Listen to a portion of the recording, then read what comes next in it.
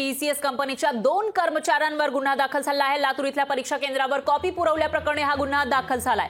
सार्वजनिक बांधकाम विभागाच्या परीक्षेमध्ये कॉपी पुरवल्याचे समोर आलेला होता, तर डिसेंबर महिन्यामध्ये हा पेपर खेळण्यात आला होता। पोलीस ठाण्यामध्ये या पेपर फुटी प्रकरणी गुन्हा सुद्धा दाखल झाला आहे आणि त्याच प्रकरणामध्ये आता टीसीएस कंपनी ज्यांच्याकडून परीक्षा घेतली जाते त्या कंपनीच्या 2 कर्मचाऱ्यांवर गुन्हा दाखल झाला आहे।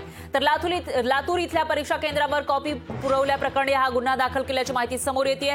तर पेपर फुटीची प्रकरणं समोर येत होती आणि त्यामुळे टीसीएस कंपनीकडे आता परीक्षा घेण्याची जबाबदारी देण्यात आली असताना आता टीसीएस कंपनीमधीलच 2 कर्मचाऱ्यांवर या प्रकरणामध्ये गुन्हा दाखल झाला आहे। लातूर इथल्या परीक्षा केंद्रावर कॉपी पुरवल्याप्रकरणी हा गुन्हा दाखल करण्यात आला आहे।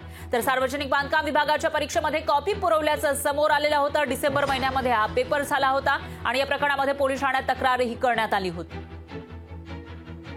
याविषयी अधिक माहितीसाठी आपले प्रतिनिधी सचिन बडे हे आपल्या सोबत फोन लाईनवर जोडले गेले आहेत। सचिन, काय सांगाल? टीसीएस कडे पेपर घेण्याचं जे जबाबदारी आहे ती देण्यात आली होती, पेपर फुटी असेल किंवा इतरही जी गैरप्रकार समोर येत होते परीक्षेमध्ये, मात्र आता टीसीएसच्या कर्मचाऱ्यांविरोधातच या प्रकरणी गुन्हा दाखल झालाय। काय अपडेट्स? आपण पाहताय की काही दिवसांपूर्वी लातूर या ठिकाणी परीक्षा झालेली होती, मात्र या परीक्षेमध्ये घोटाळा झाल्याचं समोर आलेलं होतं। कॉपी प्रकरणामुळे टीसीएसच्या 2 कर्मचाऱ्यांवर जो आहे तो गुन्हा दाखल करण्यात आलेला आहे। लातूर या ठिकाणी ही परीक्षा झालेली होती आणि डिसेंबर महिन्यामध्ये हा जो काही पेपर झालेला होता त्यावेळेस पेपर फुटीचं प्रकरण समोर आल्याच्या नंतर पोलीस ठाण्यामध्ये गुन्हा दाखल करण्यात आलेला होता। मात्र त्यानंतर आता टीसीएस कंपनीच्या 2 कर्मचाऱ्यांवर देखील गुन्हा दाखल करण्यात आलेला आहे।